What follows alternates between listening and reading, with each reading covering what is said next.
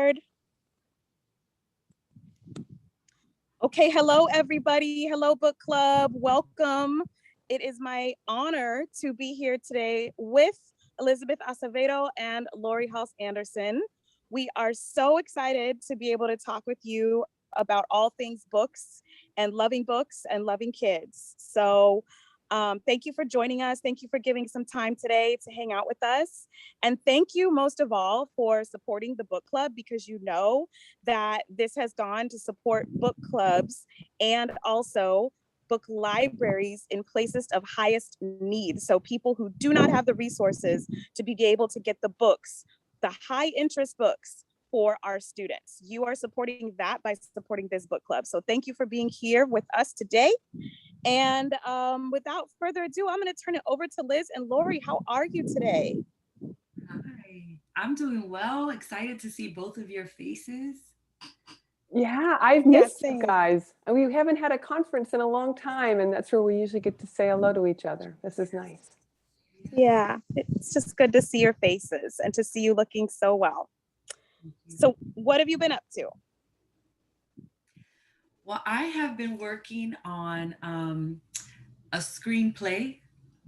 My novel With the Fire on High is being adapted into a film, and I'm the screenwriter. So for the past year and some change, I've been teaching myself how to write a movie. Wow. So working on Clap When You Land, my latest novel is being adapted into a television show, and I have the honor of writing the pilot and the treatment. So I've been teaching myself how to write TV, and I'm also working on my first adult novel. So there's been a lot of putting on very different hats, all writing. And so I think there's a little bit of confidence in that, like good writing is good writing, regardless of genre or category. But it's Right. been very much a learning year for me. Well, I think that's beautiful. I mean, I think the best teachers are always students as well, right? And when we can give our students the opportunity to showcase what they know and be in the position of being our teachers, which both of you have taught me absolutely through the stories of young people in your works. I think that's something that we could definitely do more of. I am hyped to hear that you are writing the screenplay, because when we write the screenplays for our own works, I'm sure there is more authenticity there than sometimes we've seen, when the reverse is true. So I can't wait for that. And I'm so happy to hear that you're doing that. Congratulations, Liz. I appreciate That's really good news. Lori, what about you? What are you up to? Yeah, well, it's been a busy pandemic. I have to say, when COVID hit, I could barely read, it. Yeah. much less write. I think I went through the kind of emotional stuff that so many of us went through: fear and depression and despair, even at some points. But as once we got through last summer, then I finally got my feet underneath me. I started to walk more outside, and that really helped, that walking. So I have a giant secret project that my editors don't even know about yet. So they're going to be really irritated when they see this. But I'm just not ready to share it with anyone. I think one of the grace moments for me in this past year and a half has been having some privacy again, and Yeah. not being on the road all the time is just sort of let me get to know myself in this season of my life. And so that reading really wound up kind of becoming a really rich resource as I moved into the giant secret project you didn't hear me talk about. But I'm also, watching how the deliberately inaccurate teaching of history in the United States for the last 240 years has been manipulated. We know that. We've seen that. It's literally whitewashed. And recognizing that because of my background writing historical fiction, which is part of where Elizabeth and I are connected, I'm really feeling called to look at that and see, all right, what stories can I tell that will bring some more truth to the table and encourage conversation. So I'm working on a nonfiction, I think it's going to be illustrated book, but it also looks at the history of vaccinations in the United States. Mhm. And people getting upset about that and people being afraid, and how different within different time periods people dealt with their fear, and how did we decide what the science was and what was good science. So I'm always looking for historical mirrors to help us see ourselves in. The other thing is that with the pandemic, Fever 1793 is suddenly back on a lot of teachers' tables and desks. I didn't think about that. Good point. Yeah. Elizabeth, do you want to tell us when you first saw Fever 1793? Because this is a good time to introduce that.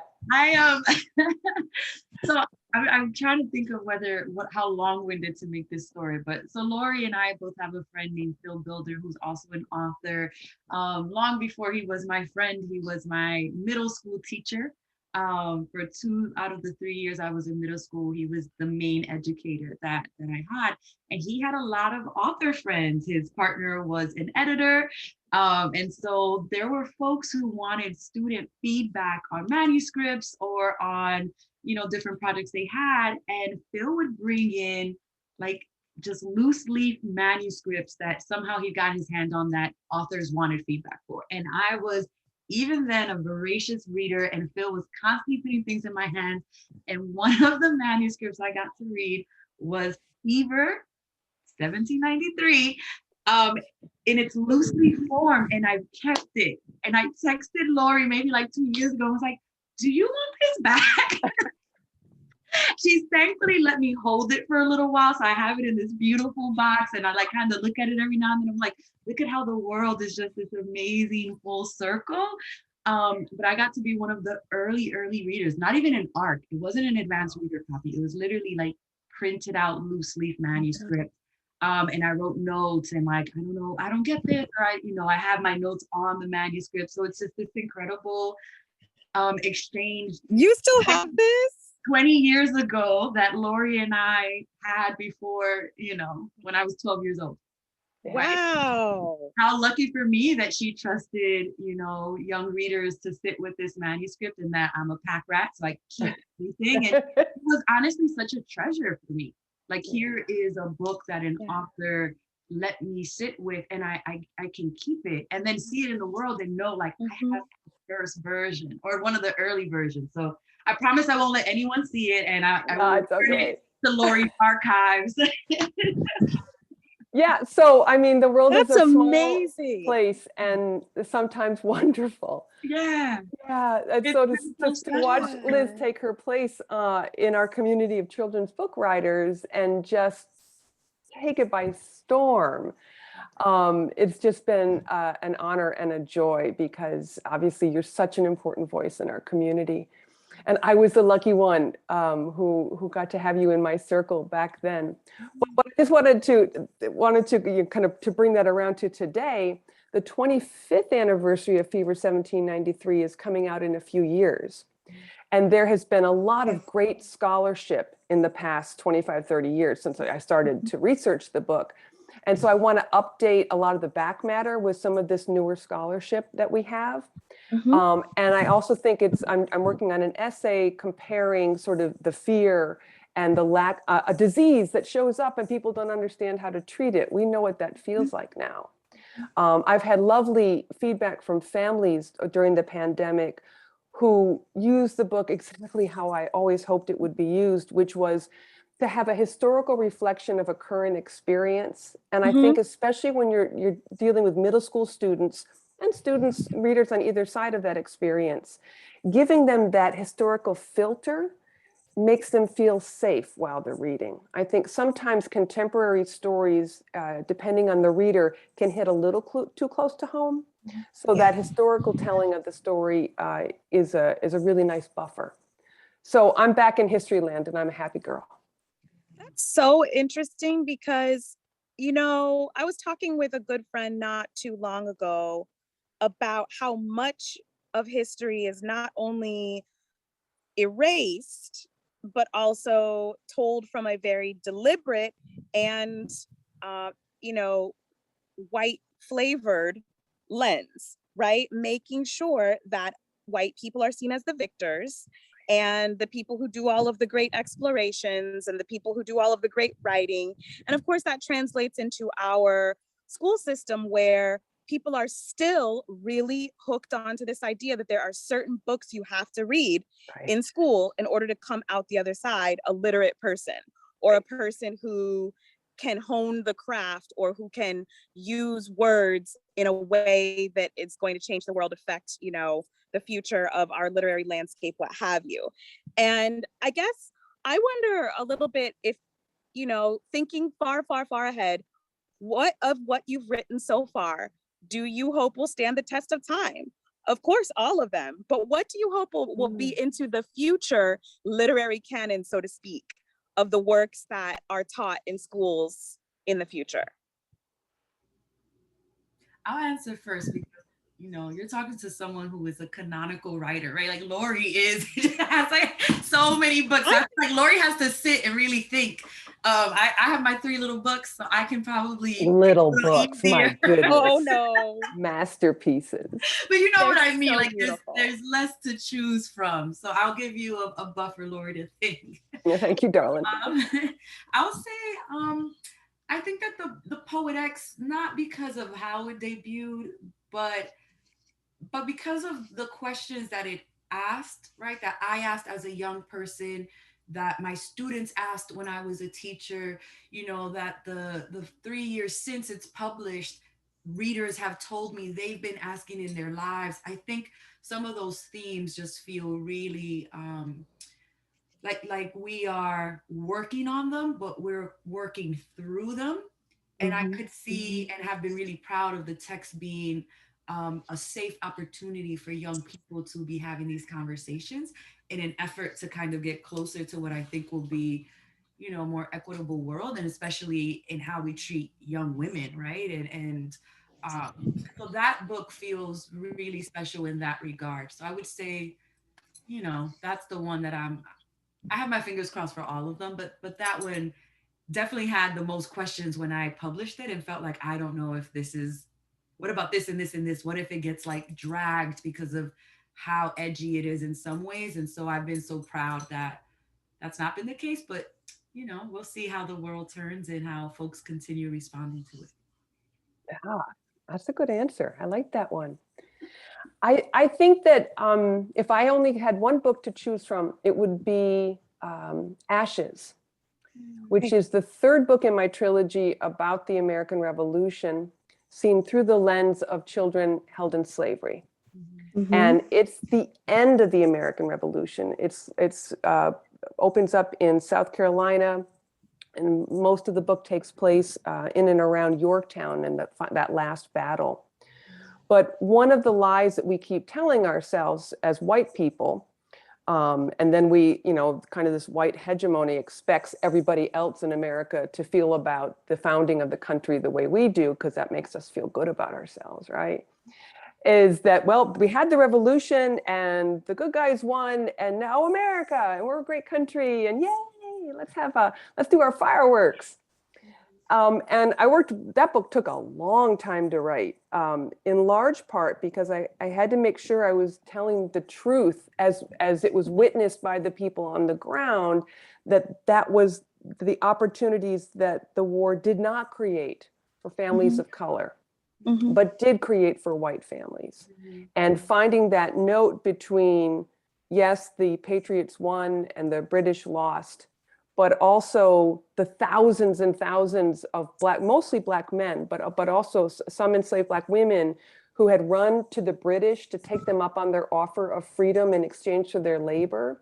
A number of them at Yorktown were captured and held in an enclosure, and advertisements were put in newspapers all over the country saying, if you had a slave run away to the British, you might find them here.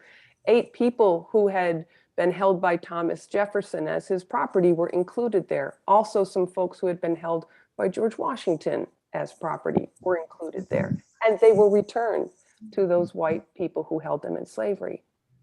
And so these themes of revolution and liberation are we've never been honest with them. At least white people who have power have not been honest with them.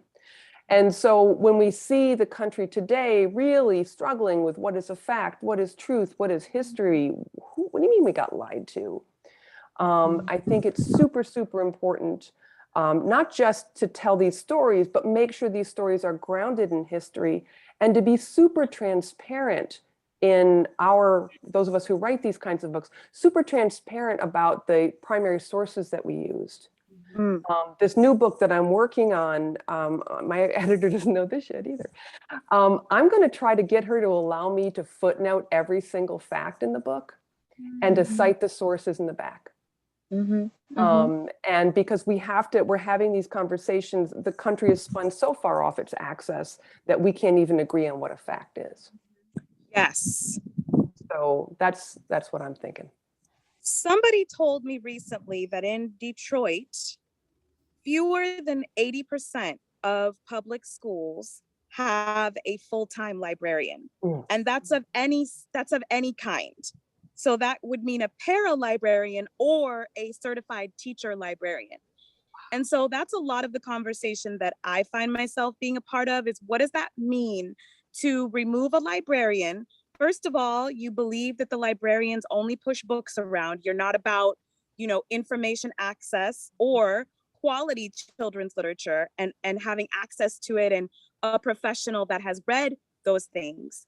But also we find that a lot of young people still do not have the ability to choose what they want to read, which sounds so basic, right? It sounds like what people don't get to choose what they want to read, but that is absolutely the case. And I know you know this because you work with so many young people around the country and the world. They don't have a choice. And when I do work in international schools, it never ceases to amaze me that hegemony that you were talking about, they're in like Japan or Nigeria, or even some places in Brazil, and they still are pushing this white settler colonialist mentality and canon as superior to any works that come out of the folks who are actually from wherever the works are being created. And that's why, I get really hyped when I see Elizabeth's books translated into Spanish. I remember that was one of the first conversations that I had with you. I was like, are they going to translate the Poet X into Spanish, and what's that going to be like? Yeah. I remember we were talking a little bit about that. And, thinking about your books, Laurie, you sent me a copy of Speak in Spanish, the graphic novel. Yeah. It was so exciting because I didn't have that one yet. So that was cool. I was really happy to have that, to be able to put it in the library. I really want to keep it for myself, but I will get one for myself and I will put it in the library for the children. But I think that's going to become increasingly more important, to have text available in multiple languages and in these multiple modalities, because I have so many students, like many from West and East African nations. I have so many from Central America, and I assume I'm going to be having more from South America. But right now, the majority of my students who are Spanish speaking come from the Central American strip there: Mexico, Guatemala, El Salvador, and then I have a few from further down south, but mostly those three. And so what winds up happening is folks want to come to the library and they want to find something for them. Over 90% of our librarians in schools in the United States identify as white, and most are monolingual. So we have disconnects here that we need to do things about. And I just feel like we are at a place where not only do we need to identify problems, but we've got to give folks solutions, which is why I love the fact that you both make yourself so available for folks. I know that you are so hardworking and you're everywhere. But when you're virtual, in this COVID time, one good thing that has come out is the virtual school visit, or the virtual visits where you can go on Instagram and do the quick IG live, where people can access you and ask you questions and talk to you. And I'm always promoting those for my young people. And the audio versions of the books are so important as well. So as far as thinking about, we do have a couple of questions, by the way. They did come through via text. So before I selfishly ask any more of mine, I want to make sure that I get these from the people. Casey Elizabeth Teixeira would like to know for Laurie, what is it like to see your novel from so many years ago turned into a graphic novel? Does it match what you had in your head as you wrote it? Ah, what a wonderful question. Thank you. I actually got to be the writer on the graphic novel version of Speak, which was my first time dipping the toes in the water of graphic novel writing. So it was a really interesting experience because I got to revisit the story, you know, as somebody who had written, I don't know, like 7 or 8 books in the meantime. So my craft had improved, I'd like to think. I actually, nobody's noticed, but I cut out a couple scenes that were frankly ridiculous. I shouldn't have put them in the first place. But the best part, I think you were thinking about this in your question too, was seeing the work that Emily Carroll, the artist, did, seeing her bring my story to life in a way that is much more than just a cinematic picture of somebody in a room or in a school, but showing the feelings and showing the fears. And she's such a great artist, and I bow down at her greatness. So that was super fun, really fun. I'd like to do more of it. Cool. Thank you. And for Liz, Fran McVeigh asks, what is your advice for students who would like to publish some writing pieces?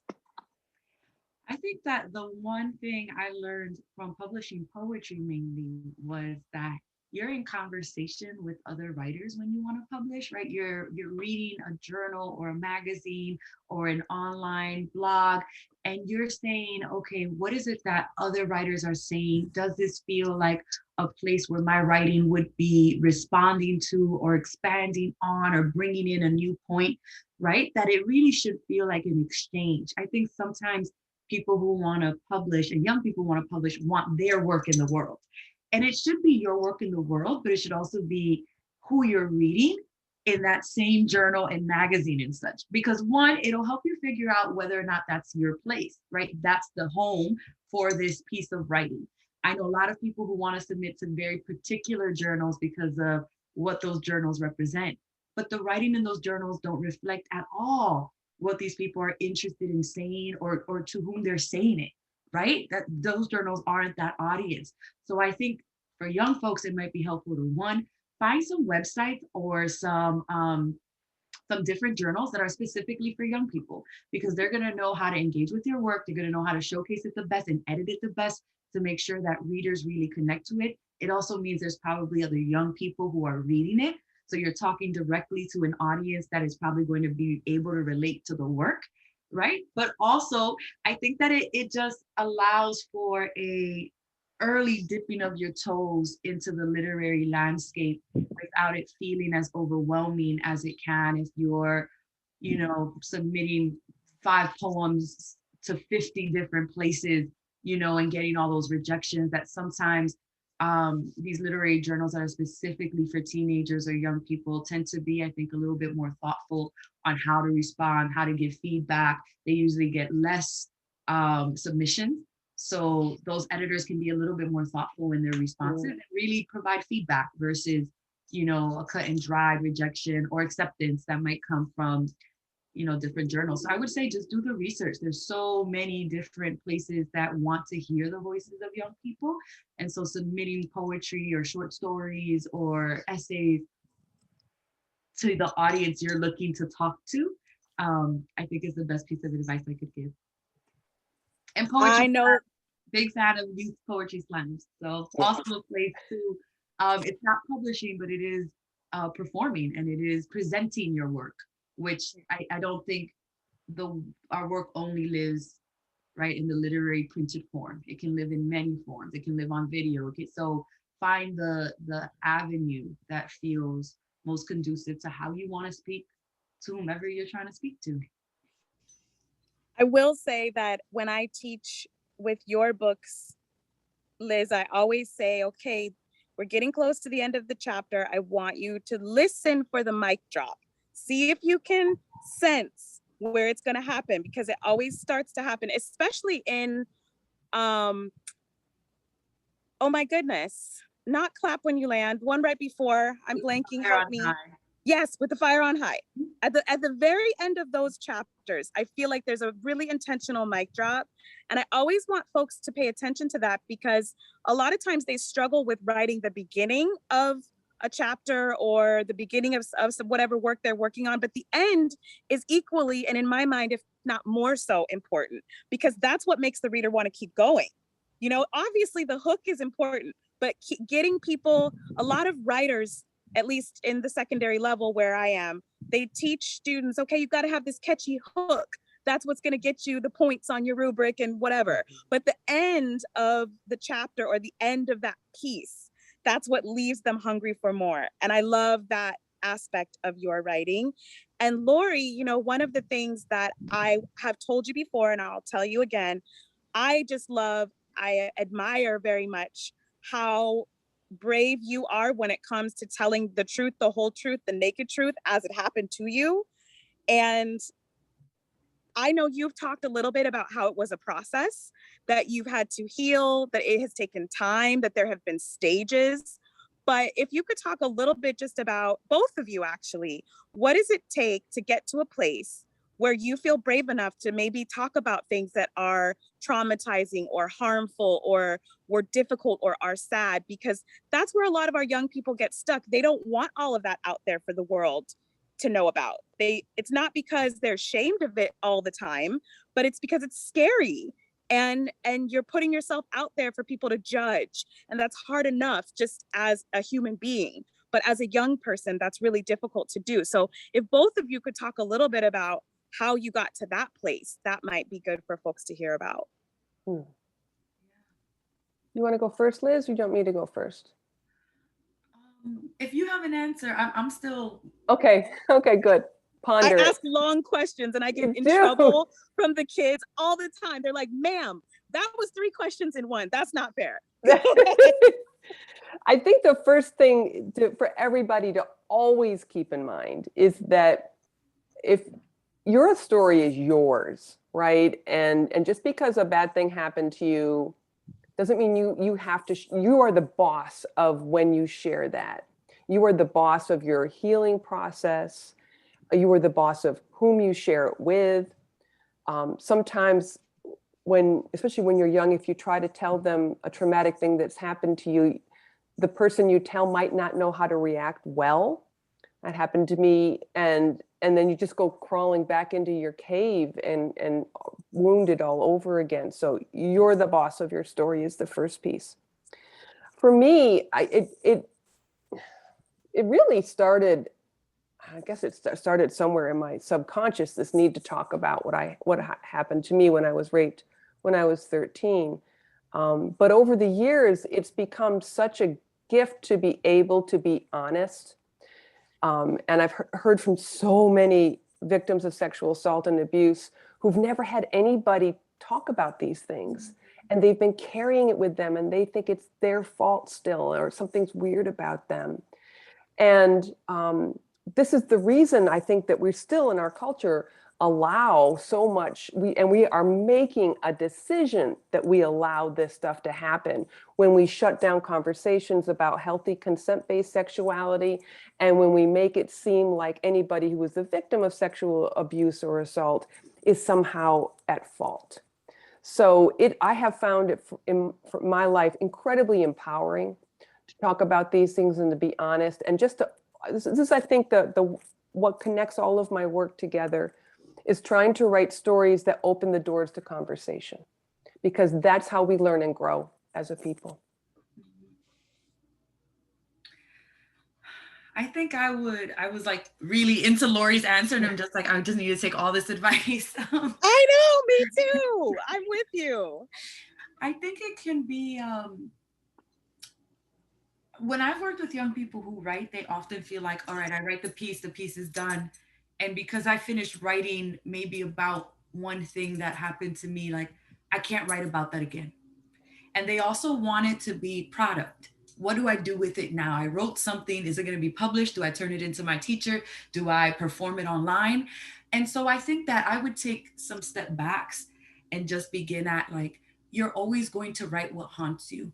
If you are someone that is inclined to writing, who has found solace in language, in journaling, in getting your feelings out, it is often going to be the things that you cannot put into words, that you are attempting to sift through, right? It's not an easy holding thing, which is why you're writing through it. You're writing to understand. You're writing to make sense, to find a way to hold the thing in your hand, right? The experience that you're writing about. And so that there may be many, many poems you write based on a thing that may have happened to you or a trauma that you've experienced. And one, it is okay to write as many of the pieces of writing you need to write to keep trying to make sense.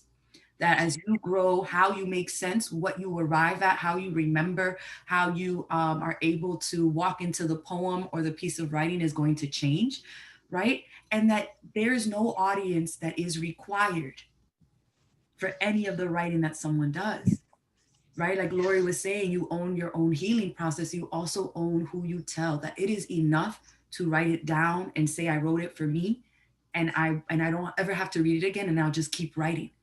Right. And I don't have to read any of this, or I can write it for me and then I read it and I acknowledge it happened because it's there. And I told the truth even to myself. That I think it's important to just realize, like, there's nothing you have to do with this. It is you. Yes. Right. We often forget that there's no product. There's nothing that needs to be made out of your pain. And we Yeah. think it has to come of it. Something, we have to have something to show for it. Just looking at it is often more than enough. And at least I think that's what my therapist would say, right? Like looking at it, processing through it, and then figuring out how to be your highest self, knowing that that thing is a part of your life story, right? And that's a part of it. So I want to keep removing the idea that that writing is for anyone or for anything other than you listening to your own thoughts to the best of your ability and coming to terms with your own thoughts. And nothing else but that has to come of it. I don't even know if I answered the question, but that has helped me be brave, because I write and I'm like, oh, is this something I want to share? Or, and particularly when I did spoken word, and my students would compete in slams, there were poems my students would share with me, and I would have to question, is this something you're prepared to say out loud? Not because the writings sound incredible, not because the subject matter isn't one that I think is going to do well, but because I don't think this is for a stage. I think this is for you. I don't think you want this, judge. I don't think you want points on this. I don't think you want to win anything from this. Like, you have shared something so truthful that it feels like you're still in the middle of. And I don't want you to lose any part of your healing because folks might react in a way that you're just not prepared for.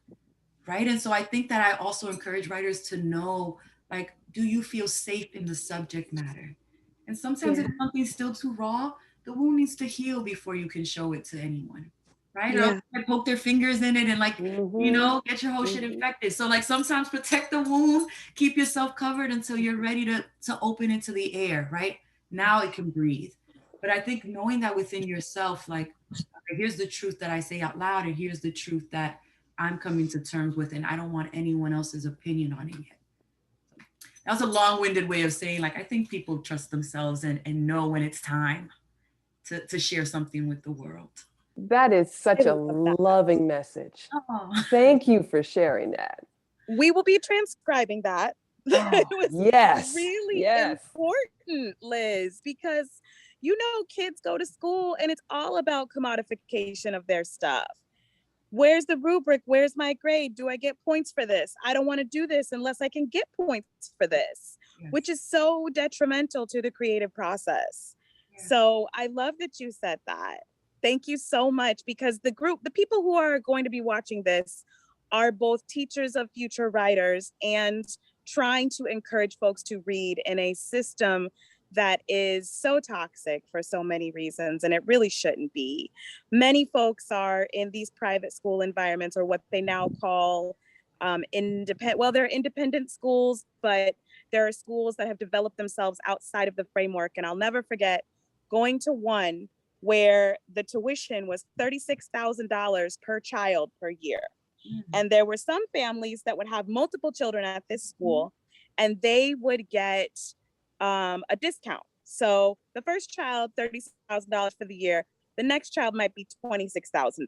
To me, that's not a discount. Your girl likes, I like the deep discount. When I bought bracelets, I'm like, I need a deep discount. I just bought two. So I'm going to need you to give me another two for a deep discount. What's the deepest you can do? I want more than that. So, this is the world we're living in, right? Where education is commodified to the point where we are now starting to see some of the deepest disparities that I'm sure you all have been around the world. I have too. We've seen the difference between a private school and a public school in some places. And we are really, really starting to see it now in the States. And one of the things that I wish is that opportunity hoarding and resource hoarding was something that people could think more closely about, because books and knowledge and creativity should be shared widely. There's no reason why kids on one side of town can't connect with kids on the other side of town, share experiences, share resources, share stories. That doesn't happen nearly enough, I don't think. It could and should happen more. And so one of the things before we wrap up that I would love to hear from each of you is just a hope or some hopes that you have for what folks will do with these books, or who's your ideal audience for these books? I mean, I always say, like, I like to think of my books almost as banquets. Like, there are very particular folks who I am honoring, who are going to come on stage and receive their flowers. For me, it is Black and brown girls. That's who the audience is, but that's who I honor with these books, who I'm trying to say, like, front and center for this moment in time. That doesn't mean that the people in the audience, could be whoever from whatever background. You could clap, you could dance, you could celebrate who we're all celebrating, but the people touching the stage for me tend to be very clear. And I think the hope that I have for these books, honestly, is that they be read out loud. I remember being in a classroom and loving having my teacher read to me. I think that it democratized the students who were further along from the students who maybe would have struggled with the book on their own. I think there's something about music and poetry and oral traditions and how we share things and remember things that have been read to us and that make us feel like we're back around the campfire. And something about that just feels like incredibly communal in a way that I hope the sharing of books, although it can feel like an individual practice, it is about sharing community. It is about then talking about it as soon as you're done. And what did this person think? Or this character reminded me of you, or you have to read this book. I think you'll love it. That books give us an opportunity to share a moment with other people. And so for me, reading out loud is just such an easy way to say, let's get some circles going. Let's get some students reading each page. Let's just create other ways of enjoying stories with each other. So my biggest hope would be that. That's a really good hope. Can I just say what she said? But also, I want my books to be picked up by kids who have had bad interactions with books before.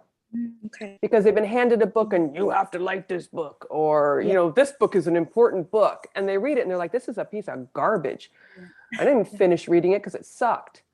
And I love those readers. Those are my people, and maybe they'll think my book sucks, but I know they'll be honest about it. And the goal is I keep on thinking of what it would look like if we could raise a generation of children in the United States of America that was literate, fully engaged literacy. And that means that when they're 20 and 30 and 40, that they can read for information, they read for safety, they read for opinion, they're growing, they're continuing to grow their minds. We've never come close to that in this country. And if we do our jobs, in our community of people who write books for kids and teens, then we will, each book provides them with a stepping stone to that robust literacy. Because when we have that robust literacy, then we'll have a nation where we can have some conversations, and then we'll have leadership that reflects all of our people. And then we can begin to talk about what freedom really looks like. Yes. Wow. Come on. That's a mic drop. That's the keynote right there. You want to talk about mic drops at the end of a chapter. Come on. That's it. That's it right there. I'm sitting over here like, how can I not plagiarize Laurie, but also No, go right ahead. It's all yours. forward? No, I'll that's see if great. I can get you both the gems that they pull from this conversation, because Brilliant. it has just been so beautiful to talk to you both and to see your faces. And I am grateful for all that you do for the young people. I'm grateful for the people that you are. I'm grateful to know you as I do. I hope one day we can see each other again in person, right? Like, we will. oh, we got to keep hoping for that. We just, we just got to keep hoping for that. And Liz, you were supposed to come to my school like the month the pandemic hit. She was going to come to my school, Laurie, and I have all the boxes of the Poet X still sitting in the library in my office, waiting for you and for the kids. There was one young woman who said, do writers actually get paid for writing books? Because I just thought they got like a roll of stickers. I thought, those stickers that are on the front, I thought that was like, they just get like a fat roll of stickers. And I was like, no, honey, no, there's actual money involved. And she was like, really? And I gave her the Poet X, and she was thinking about, oh, so maybe I could do this like for a living. So you are needed in Montbello to come and talk to my people and to let them know that, yes, it's not only a creative's calling, but it is a viable career. And Laurie, they need to see a white woman who is not out here doing the savior complex thing, but who is out here ready and willing and able to tell the truth. I have never seen anything like when I saw you in Boulder. She was there, Liz, with me and Yvette Dion. She is the editor-in-chief of Bitch Magazine. So Laurie came to Boulder, and it was an auditorium full of white women, all here to just hear Laurie Halse Anderson. And Laurie was like, well, first things first, we're going to sing happy birthday to Julia on foot. It was wild. Okay. And that happened. And then she started the interview off with just talking about Yvette and Yvette's tremendous accomplishments. And so folks need to see that was a tremendous moment for me as a woman of color to see somebody who was willing to do that, because I don't see that very often at all. So you are both needed and valued, and I appreciate you so much. Book club people, we are going to just stop the recording now so that we can say goodbye amongst ourselves. So goodbye, y'all. Bye.